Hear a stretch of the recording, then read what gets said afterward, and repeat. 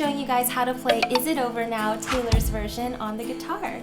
Here's a quick overview of everything I'll be covering in this tutorial today, and with that being said, let's go ahead and get started. Alright guys, so to play this song, you only need to know 3 chord shapes, and none of them are bar chords, so let's go ahead and start with our C major, which looks like this and sounds like this.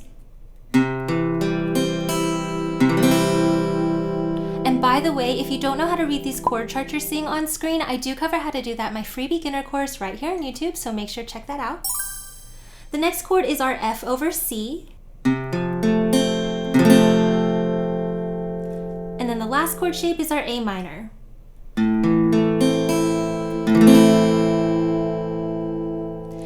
Just really quick for that F over C chord, I do have a little bit of advice. You don't want to pick the bottom string or the top string in this chord. So what you can do is take your thumb and wrap it around and just lightly touch that low E string here, and that'll mute it. And then the other thing you can do if your hands are a little on the smaller side like mine, I actually take my pinky, and when I put that down for my F over C, I have it mute the like high E string there by kind of touching it also, and so that'll mute both the strings that you don't want to play in this chord. Anyways, just a piece of advice if that's helpful for you. But yeah, those are the only 3 chords you need to know to play this song. So go ahead and pause the video and take as much time as you need to really memorize these chord shapes, as well as practice transitioning back and forth between them, because it will make learning the rest of the song so much easier for you. And if this is a skill you're currently struggling with, I do have an entire playlist over on my other channel, Forever Faithful, where we go through this skill in real time together, so make sure to check that out. But once you have those chords down, we can go ahead and talk about the strumming for this song. Alright guys, so as always, if you are a beginner at guitar or you struggle with singing while playing the guitar, the first thing I would suggest is to bring up the song and go through the whole thing with a single down strum for every chord change while you sing it, and just take this time to get used to what word you're on whenever those chords are changing, and that'll help you sing with a more difficult strumming pattern later on. So here's a quick example of what that would look like with the beginning. Once the flight had flown with the wilt of the rose, I slept all alone, but you still wouldn't go. Alright, so you basically want to do that for the entire song and just get really used to where those chord changes are going to happen. And this is actually something you do right now if you check out my Patreon page. I do have this entire guide available to download and print out, so I'll make sure to leave that link in the description box for you. Or if Patreon's not your thing, you can still help me out a lot by giving me a thumbs up and leaving a comment below to help me reach more people in YouTube's recommendations. It only takes a second, but makes a huge difference. So thanks so much, and let's get back into it. But once you get that down, we can talk about a more full strumming pattern for this song. Alright guys, so my suggested strumming pattern for this song, as you can see, is down, up, up, down, up, up, down, down, up, a Taylor Swift classic. So let's go ahead and zoom in and talk a little bit more about this rhythm. Alright guys, so we are going to be in a 16th note rhythm today, so if you don't know what that means or how to count that, I would suggest checking out episode 9 of my beginner course, because I do cover that there.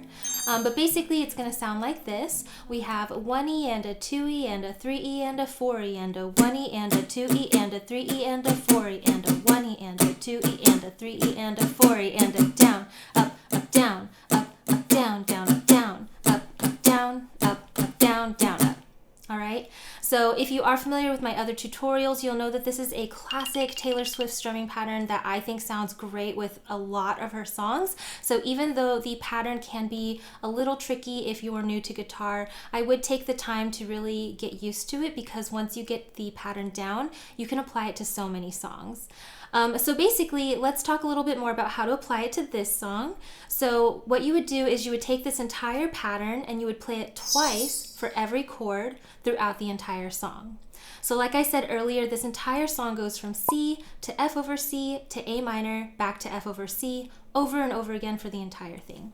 So what you would want to do is for each chord, play the strumming pattern twice. So for C, we have down, up, up, down, up, up, down, down, up, down, up, up, down, up, up, down, down, up. Then you go to your F over C, same thing, down, up, up, down, up, up, down, down, up, down, up, up, down, up, up, down, down, up. Then we have our A minor, down, up, up, down, up, up, down, down, up, down, up, up, down, up, up, down, down, up, and then back to F over C, down, up, up, down, up, up, down, down, up, down, up, up, down, up, up, down, down, up. And that's it. You would apply apply that for the entire song, and I think it sounds really good. So as an example, let's go ahead and bring up the chorus. Again, you would play it just like we did, except add some singing on top of it. And also I'm going to speed it up just a little bit so it sounds a little bit more like Taylor's original tempo. So we've got C, down, down, down, up, down, up, down, down, up, F over C, twice, to A minor, down, down, down, up, down, up, down, down, up, back to F over C. You got it. Was it over when she laid down on your couch? Was it over when he unbuttoned my blouse? Come here, I whispered in your ear and dream as you passed out. Baby, was it over then? And is it over now? Alright. So like I said, you could apply this strumming pattern for the entire song.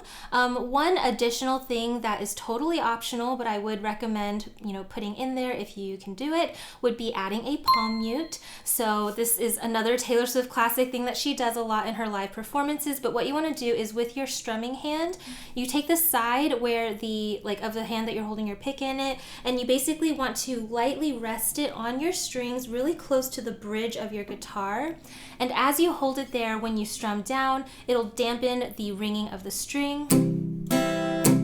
Okay, so instead of it ringing out, you've got it more muted like that.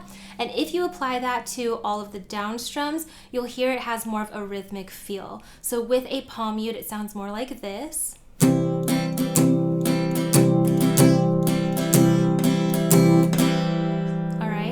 And so the reason for applying the palm mute is if you use it throughout certain parts of the song, between like palm muting and not palm muting, it really just makes the whole guitar part sound a lot more interesting to the listener. So if you can apply a palm mute, I would definitely suggest trying it.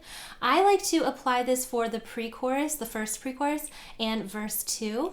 So let's go ahead and bring up verse 2 as an example. This is what it would sound like with the full strumming pattern with the palm mute. When you lost control, red blood, white snow, blue dress on a boat, your new curl is my clone. Alright, so again, the palm mute is totally optional, but if you do want to add it in there, I do think it kind of breaks up the song a little, makes it sound a little bit more interesting. Alright, so again, go ahead and pause the video and take as much time as you need to really get this strumming pattern under your belt. Internalize that rhythm so you're not counting it so much in your head, but you're just kind of naturally feeling it in your body, and that'll make it so much easier to sing on top of. And remember not to get too discouraged if this rhythm is hard for you. It is a tough rhythm for beginners or people who are not familiar with rhythm guitar. So just make sure to take your time and really understand how to count that. And if you can play it for this song, you can apply it to so many other Taylor Swift songs, I promise you. So yeah, with that being said, let's go ahead and put everything together to play through the song. 1, 2, 3, 4.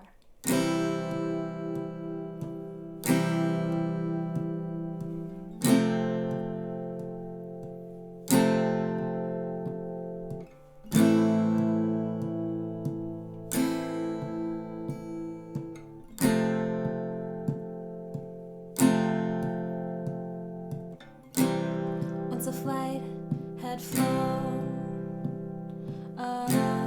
with the wilt of the rose, I slept all alone, but you still wouldn't go. Let's fast forward to 300, take out coffees later.